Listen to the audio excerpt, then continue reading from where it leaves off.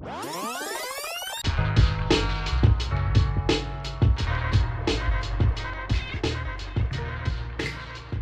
I'm going to be talking about Flower Boy, the 2017 album from Tyler, the Creator.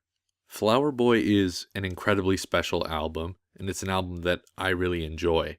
In fact, I actually think it's one of my favorite albums, of all time.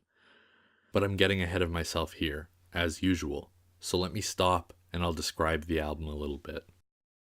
So, it's Tyler, the Creator's fifth album, the follow-up to Cherry Bomb. It's 14 songs, 47 minutes. Genre, unclassifiable. It's easy to listen to and impossible to turn off, and I don't really know how else to describe it. Describing music is surprisingly hard. Okay, back to what I was saying then. Flower Boy is an incredible album, and I want to talk about it because I've been listening to it again. So, I'm not going to put too much thought into this, and I'm just going to quickly talk about 3 things that I like about the album off the top of my head here. And when I think about music, I like to think about the narrative first, and then the sound. I just find that it helps me enjoy the music more. So I'll talk about Flower Boy in a similar order. I'll start with the narrative, then move on to the features, and then the sound. So, narratively, Flower Boy is lots of things. I'm not entirely sure if I get the whole picture, but Flower Boy feels like a narrative built around Tyler, the Creator, asking and answering questions about himself. And it definitely goes some places. The narrative seems very sincere and personal, and it evokes feelings of freedom, regret, growth, change, excitement, and whatever the opposite of excitement is. And there's definitely some loneliness in there. That's a big one. But it's all there to say something, and its messages are very real and meaningful and hopeful and impactful. And I think there are things in Flower Boy that everyone can relate to in some way. And I really like that. And the features are fantastic, but that's almost to be expected with Tyler. And this time, for whatever reason, it seems like he decided to keep it quiet and let his guests do the talking. It's weird, but it's really cool. And it makes sense when you have people like A$AP Rocky, Frank Ocean, Kali Uchis, Jaden Smith, Estelle, Steve Lacy, Lil Wayne, and Pharrell, among others. That's an incredible lineup, and I just really respect the idea of just stepping back and letting talented people be talented.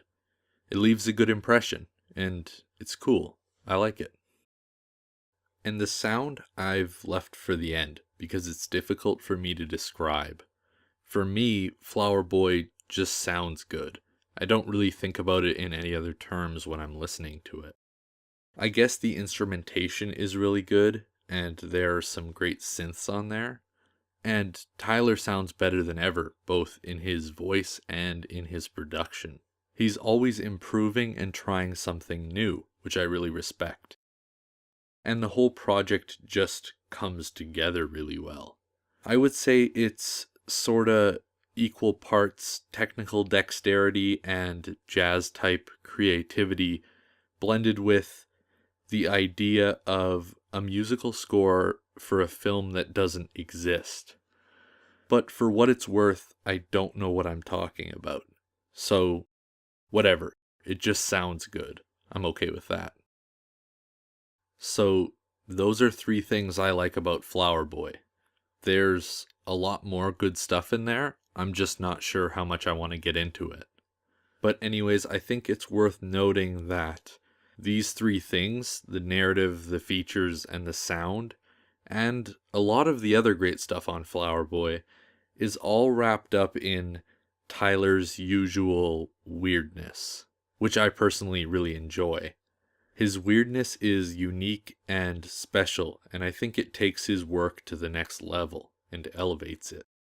And I guess if you don't know much about Tyler, the Creator, or don't care about his weirdness, then you probably won't care about Flower Boy either. But if you can like or understand Tyler's weirdness and where it comes from, then I think that you'll probably end up loving this album as much as I do.